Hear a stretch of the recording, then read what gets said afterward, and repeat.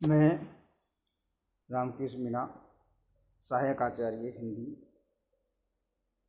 राजकीय महाविद्यालय बारा में बीए पार्ट सेकंड में पेपर द्वितीय में सभी छात्र छात्राओं का स्वागत करता हूँ। जैसा कि हमारा आज का विषय है प्रयोजनमूलक हिंदी से अभिप्राय एवं क्षेत्र, अर्थात प्रयोजनमूलक हिंदी अभिप्राय क्या है, उसका क्षेत्र क्या है, उसके बारे में हम अध्ययन करेंगे। सबसे पहले भाषा सामाजिक वस्तु है और उसके माध्यम से ही सभी सामाजिक व्यवहार संपन्न होते हैं। भाषा के कारण ही मानव बन सकता है, लेकिन यदि भाषा का समाज के विविध कार्यों में उपभोग न किया जाए तो वह भाषा सीमित दिशाओं में ही विकास कर पाएगी। हमारे देश में आधुनिक प्रयोजनों के लिए आज जिस हिंदी को अपनाया गया है वह उसके निम्न आधार हैं, जिसे हम हिंदी को अपनाया गया है। एक तो हिंदी एक अंतर्राष्ट्रीय भाषा, हिंदी क्या है, एक तो अंतर्राष्ट्रीय भाषा है। हिंदी भारतीय भाषाओं के लिए अग्रगण्य है। हिंदी भारतीय भाषाओं के लिए अग्रगण्य है। हिंदी निजी क्षेत्र में प्रयोजनमूलक भाषा के रूप में अपनी उपयोगिता सिद्ध करती है। इस प्रकार निश्चय ही हिंदी में उसका प्रयोजन अथवा उद्देश्य या लक्ष्य नहीं है। कहने का तात्पर्य यह है कि निश्चय ही हिंदी में उसका प्रयोजन क्या है, उसका उद्देश्य क्या है, उसका लक्ष्य निश्चित होता है। तो सबसे पहले हमें प्रयोजनमूलक भाषा का अभिप्राय, इसका अभिप्राय क्या है, तात्पर्य क्या है। प्रयोजन शब्द का अभिप्राय ही उद्देश्य अथवा लक्ष्य होता है। तो सबसे पहले हम प्रयोजनमूलक भाषा का अभिप्राय अर्थात प्रयोजन शब्द का अभिप्राय ही उद्देश्य अथवा लक्ष्य होता है। जब प्रयोजन के अंत में मूलक प्रत्यय लग जाता है और उसे भाषा विशेषण के रूप में प्रयोग किया जाता है तो प्रयोजनमूलक भाषा का अभिप्राय उस भाषा से होता है जो किसी उद्देश्य विशेष से संबंधित हो। कहने का तात्पर्य प्रयोजनमूलक भाषा का अभिप्राय उस भाषा से होता है जो किसी उद्देश्य विशेष से संबंधित हो। वास्तव में भाषा का प्रयोजन सदैव ही विचारों की अभिव्यक्ति होता है, वह भले ही मौखिक हो या लिखित, उसका निश्चित ही एक प्रयोजन होता है।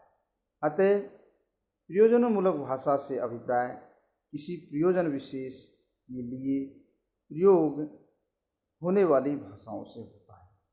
वह प्रयोजन सापेक्ष और सीधा और स्पष्ट होता है, वह उतना ही अर्थ देता है जितना अभिष्ट।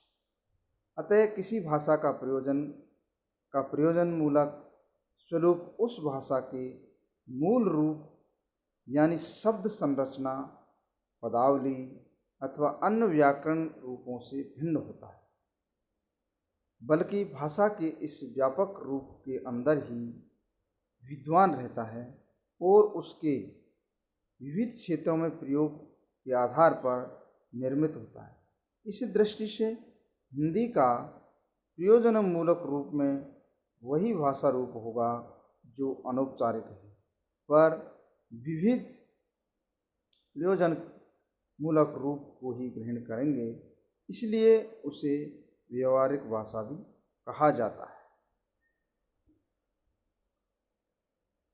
हिंदी के संदर्भ में व्यवहारिक अथवा प्रयोजनमूलक विशेषण का प्रयोग नया अवश्य है, पर हिंदी अंतर्देशीय वाणिज्य और व्यापार की भाषा दीर्घकाल से संपर्क भाषा बनी रही और अब आकर उसने कई नए रूप दायित्व वहन किए हैं तथा वह अब पत्रकारिता, शिक्षा का माध्यम एवं कानून की भाषा बन गई है।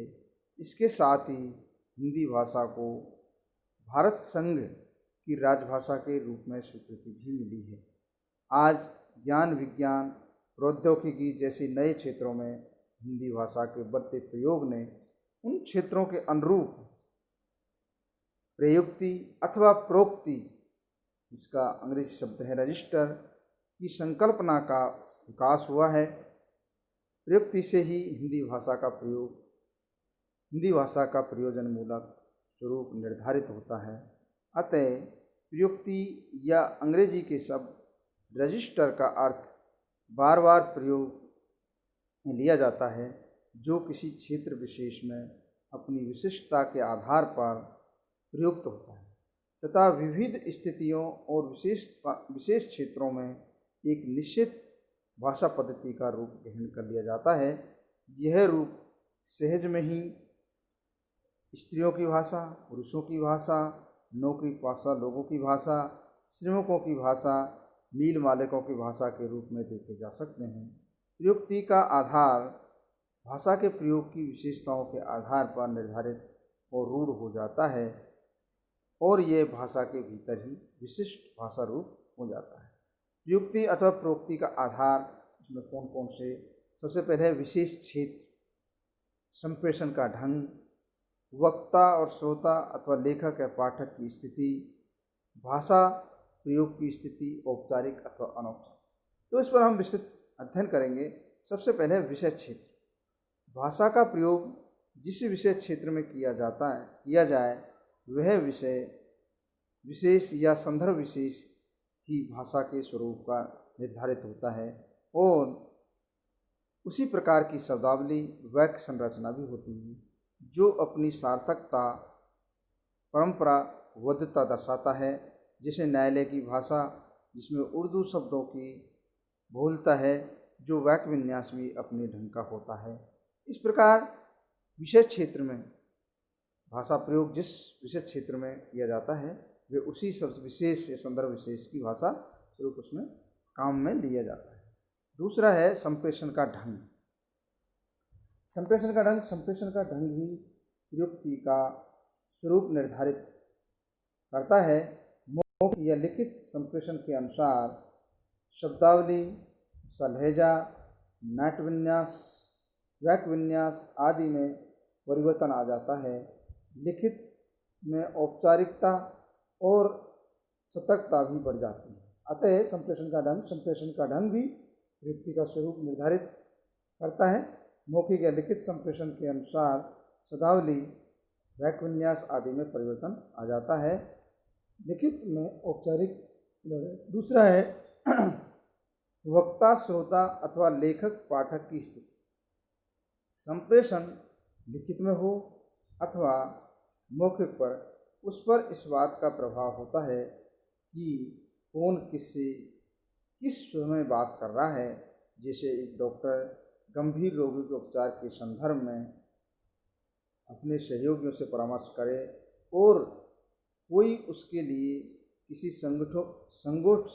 संगोष्ठी में श्रोता विद्वानों के समक्ष अपना शोध पत्र पढ़े अथवा कोई राजनेता अपनी ग्रामीण जनता के समक्ष भाषण करे, तो इन तीनों ही भिन्न स्थितियों में वाक्य विन्यास, लहजा बहुत भिन्न भिन्न होगा। अतः चौथा है भाषा प्रयोग की स्थिति। भाषा प्रयोग भी भिन्न भिन्न स्थितियों में के संप्रेषण में परिवर्तन होता है, जिस रूप औपचारिक भाषा और अनौपचारिक भाषा के स्तर पर देखा जा सकता है। यदि डॉक्टर अपने सहयोगियों से किसी रोगी के उपचार के संदर्भ में औपचारिक भाषा, शब्दावली अथवा वाक्य विन्यास का प्रयोग करेगा और अपने सहयोगी या मित्रों के साथ भी चाय पान करते समय अनौपचारिक शब्दावली और वाक्य विन्यास का प्रयोग करेगा। अतः यह कहना उचित होगा कि वर्तमान जीवन संदर्भों में किसी समाज का विकास जिन क्षेत्रों या क्षेत्र विशेषों में होगा, तो उस संबंधित भाषा की नई प्रयुक्तियों का विकास भी होगा। हिंदी के प्रयोजनमूलक स्वरूप का तेजी से विकास इसी कारण से संभव हुआ है क्योंकि बदलती हुई जीवन स्थितियों में आधुनिक प्रौद्योगिकीकरण और वैज्ञानिक भाषा की नई प्रयुक्ति का विकास भी तेजी से हुआ है। अतः जो सामान्य व्यवहारिक या बोलचाल की भाषा साहित्य, वाणिज्य और व्यापार वैज्ञानिक तकनीक, कार्यालय या विधि सामाजिक विज्ञान, संचार माध्यम और विज्ञान के क्षेत्र में व्याप्त है। Thank you.